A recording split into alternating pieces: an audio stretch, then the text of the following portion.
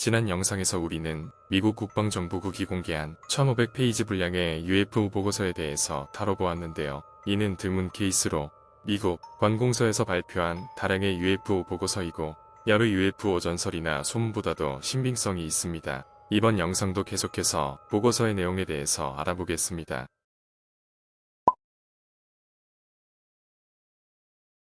앞팁에서는 UFO와 핵의 연관성을 조사했는데 지난 76년 동안 고위급 미군과 정부 관계자들은 최초의 원자폭탄 개발과 핵시험장, 그리고 활동 중인 핵함대에 이르기까지 핵무기 기술과 관련된 장소 근처에서의 UFO 목격을 보고했습니다. 1945년 원자폭탄이 처음 개발되고 시험된 뉴멕시코주의 로스 엘러모스와 샌디아의 원자실험실 근처의 하늘에서 녹색 불덩어리가 보고되었고 1950년 FBI 기밀해제 문서에서는 뉴멕시코주의 로스 엘러모스 연구소 근처에서 지름이 거의 50피트에 달하는 비행 접시가 언급되기도 하였습니다. 1947년에 유명한 로즈웰 사건도 뉴멕시코주에서 발생한 일이고 최초의 핵시험장과 불과 200km 떨어진 거리에 있었습니다. 그리고 아팁은 2차 세계대전 이후 수십 개의 원자폭탄이 폭발한 네바다 사막의 핵실험장에서 온 12명 이상의 관계자들을 인터뷰했습니다. 그들은 UFO 활동이 그곳에서 매우 흔하다고 말했고 심지어 직원들은 그 활동을 감시하도록 배치되었다고 말했습니다. 영국의 로즈웰 사건이라고 불리는 또 하나의 유명한 랜들시암 UFO 사건이 있는데 이 발생지는 영국 우드브리지 공군기지였고 냉전 때부터 미국 공군에 빌려져 운영되어 왔던 핵무기가 대량으로 비축되어 있던 핵기지였습니다. 1986년 체르노빌 원전사고 이후 체르노빌 원자력 발전소는 UFO 목격의 핫스팟이 되었습니다. 체르노빌 사고 이전에 키이우 지역에서는 UFO 목격 보고는 30년 동안 총 4건이 기록될 만큼 상당히 드문 일이었지만 1986년 이후 이 지역의 수많은 시민들과 사진작가 및 군인들은 하늘에서 이상하고 빛나는 물체를 목격했다고 보고했으며 이는 우크라이나 NTO 무선 전자통신부와 이상현상위원회에 의해 기록되었습니다. 전 세계적으로 UFO 보고 빈도가 가장 높은 곳은 핵시설이 있는 장소들이었습니다. 이것은 미국만의 문제가 아닌 글로벌한 문제이고 이러한 상관관계는 오늘날에도 계속되는 것으로 보입니다.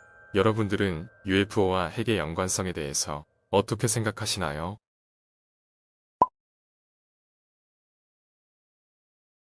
I don't know if you call it an interest, but there seems to be a connection with water.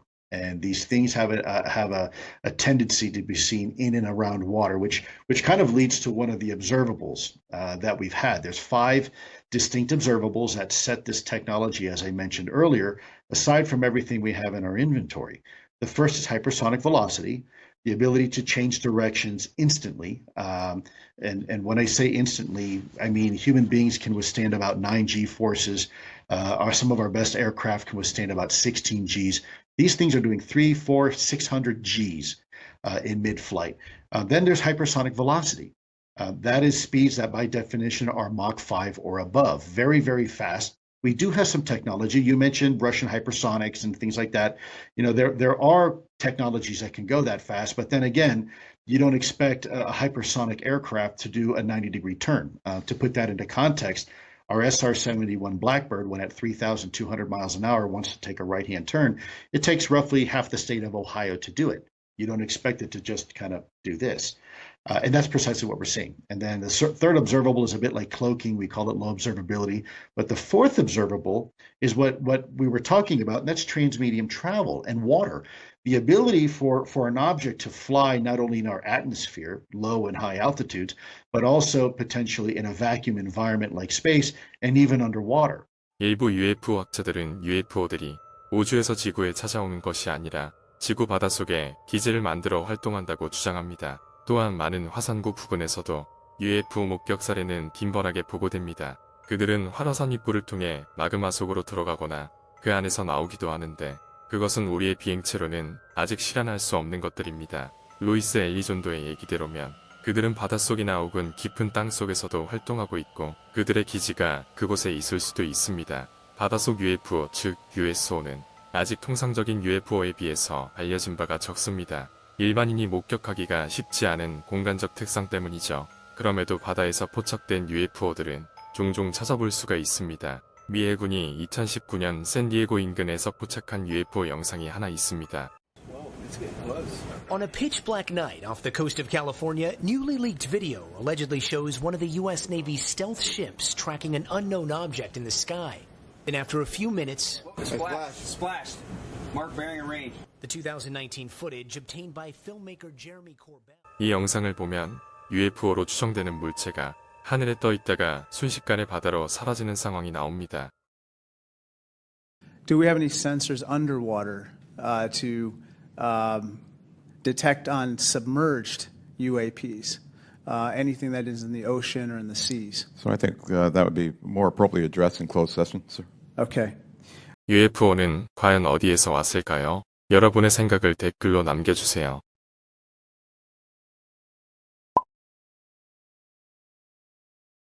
이 보고서에는 미국에서 현재 연구하고 있는 미래 첨단 과학 기술들도 포함되어 있는데 많은 것들은 SF 영화에서나 볼 법한 기술들입니다. 그 중에는 워프 드라이브, 암흑 에너지, 고차원 조작이라는 표지의 보고서가 있습니다. 이 보고서의 앞부분에는 인간의 수명 범위 내에서 성간 탐사의 개념을 현실적으로 수용하려면 우주선 추진에 대한 전통적인 접근 방식에 극적인 변화가 필요하다고 적혀 있습니다. 물질이 빛의 속도에 가까워질수록 질량은 점근적으로 무한대에 접근한다는 것은 아인슈타인 시대 이래로 잘 알려져 있고 시험되어 왔습니다. 만약 우주선을 아광소까지 추진할 수 있는 엔진이 설계되었다고 해도 가장 가까운 별들로의 여행은 수십 년이 걸릴 것이고 이러한 프로젝트에 자금을 대는 정부나 민간 단체의 열정을 꺾을 것입니다. 하지만 근래에 들어 물리학자들은 아인슈타인의 궁극적인 속도 제한을 벗어날 수 있는 방법을 발견했는데 그게 바로 워물과 워프 드라이브입니다. 근본적으로 두 아이디어 모두 빛보다 빠른 이동을 허용하는 방식으로 시공간 자체를 조작하는 것을 포함합니다.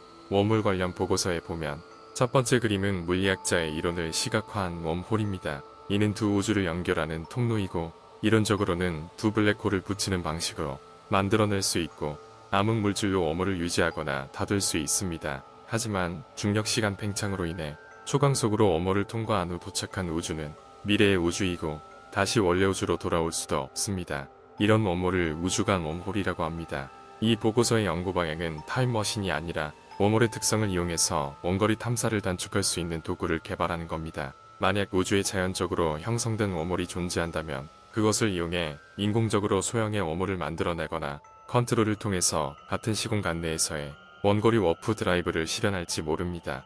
이런 웜홀을 우주 내 웜홀이라고 합니다. 바로 SF 영화에서 등장하는 스타게이트죠. 이런 웜홀은 두 지점에 스타게이트를 설치해서 물질과 에너지의 쌍방향 여행을 가능케 하는데 예를 들어 하나는 지구에 있고 하나는 화성에 있다면 퇴기물질을 이용해서 웜홀을 생성하여 순간이동을 할 수 있는 것입니다. 하지만 영화에 나오는 스타게이트는 거대한 것으로 사람이 걸어서 통과해서 반대쪽으로 가는데 실제 이론상으로는 완전히 다를 수 있습니다. 이런 인공적으로 탄생한 웜홀은 에너지만 통과할 수 있고 만약에 사람이나 물체가 통과하려면 기본 입자로 분해된 후 반대쪽 웜홀에서 다시 재조립됩니다. 보고서에서는 이론상으로 인공 웜홀은 가능하며 기술 측면에서 실현하는 일만 남았다고 합니다. 앞팁의 보고서에는 목성 왕복 핵융합선 프로젝트도 있는데 이 우주선에는 전기장을 이용한 실험 기술인 IC 융합에 의해 100분의 1의 광속으로 나아갈 수 있는 추진 시스템이 탑재될 것이며 이는 현재 나사에서 중점적으로 연구 개발하고 있는 우주선 추진 시스템이기도 합니다. 이 우주선의 길이는 300m, 무게는 500톤이고 탑승 인원은 10명이며 시속 15만 킬로미터로 목성까지 왕복으로 1년밖에 걸리지 않는다고 합니다. 10명의 승무원은 수면과 운동 모두 할 수 있는 직경 12m의 챔버에 수용됩니다. 이 우주선은 인류가 만들어낸 것 중에서 가장 큰 우주선이 될 것이며 나사의 우주선 모듈 공급상인 비글로 에어로스페이스에서 설계를 맡았습니다. 목성 왕복행 융합선 프로젝트는 이 보고서에 있는 여러가지 기괴한 프로젝트 중에 하나이고 클로킹 시스템, 양자 전송, 영원 찾기 등 여러가지 프로젝트들이 있습니다. 미국에서 이런 프로젝트들을 왜 연구하는지는 보고서에서 찾을 수 없으나 개인적인 생각으로는 지난 수십 년간 UFO들에서 이런 미스테리한 특성을 관측했고 과학적인 각도에서 이런 기술들을 실현할 수 있는 가능성을 찾고 있는 게 아닌가 싶습니다. 하지만 목성 왕복선 프로젝트를 왜 진행하는지는 더욱 의문입니다. 거액을 들여 사람을 태우고 어디론가 항해할 때는 그곳에 그만한 가치가 있는 무언가가 있기 때문이 아닐까요? 이 보고서를 통해서 미국이 UFO를 대하는 태도를 분석해봤을 때 그들도 이들이 무엇인지 정확히 모를 수도 있다는 생각이 듭니다. 하지만 확실한 것은 이들은 절대 현재 지구의 산물이 아니라는 것입니다. 어쩌면 미국 정부도 어느 정도의 증거만 가지고 있을 뿐 음모론자들이 상상하는 것만큼 UFO와 외계인에 대한 비밀을 엄청 숨기고 있는 것은 아닐지도 모릅니다. 하지만 어떻든 간에 우리가 모르는 많은 것을 그들은 분명히 알고 있을 겁니다.